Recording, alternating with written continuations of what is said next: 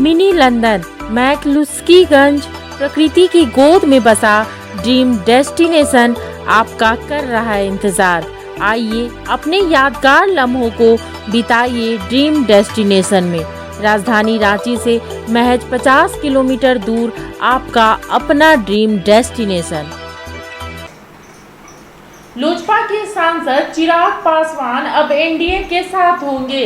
BJP ने बिहार में नीतीश लालू की काट के लिए चिराग और चाचा चिराग को साथ लाने की पहल की है। क्या बीजेपी ने चिराग पासवान को मना लिया है? क्या चिराग ने नीतीश को हराने के लिए फॉर्मूला ढूंढ लिया है? ऐसा हम इसलिए कह रहे हैं क्योंकि बुधवार को हिंदी दिवस के मौके पर चिराग गुजरात के सूरत में थे। इस समारोह में केंद्रीय गृह मंत्री अमित शाह भी मौजूद थे।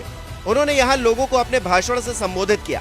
पहले चिराग के गुजरात जाने के बारे में कहा गया कि वो भी राजभाषा पर संसदीय समिति के सदस्य हैं और वो समिति के सदस्य के रूप में वहां जा रहे हैं।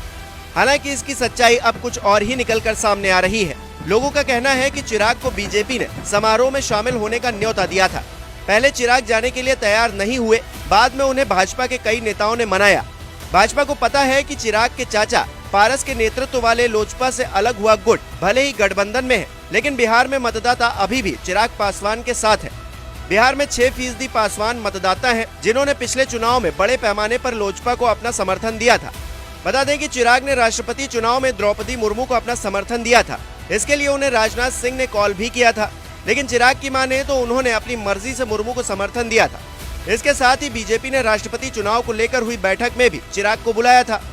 बीजेपी के नेता अभी भी चिराग को एनडीए का हिस्सा मानते हैं, लेकिन चिराग ने पहले कहा था कि वो पार्टी का हिस्सा नहीं है। हालांकि बिहार की सियासत में जो उथल पुथल मची है, उसके बाद से कहा जा रहा है कि चिराग पासवान और बीजेपी के बीच नए सिरे से गठबंधन को लेकर बातचीत चल रही है। ऐसे में बीजेपी चिराग पासवान और पारस दोनों को ही एनडीए में एक साथ रखने का फॉर्मूला ढूंढ रही है। चिराग पासवान फिलहाल ऐसी किसी भी संभावना पर चुप्पी साधे हुए हैं।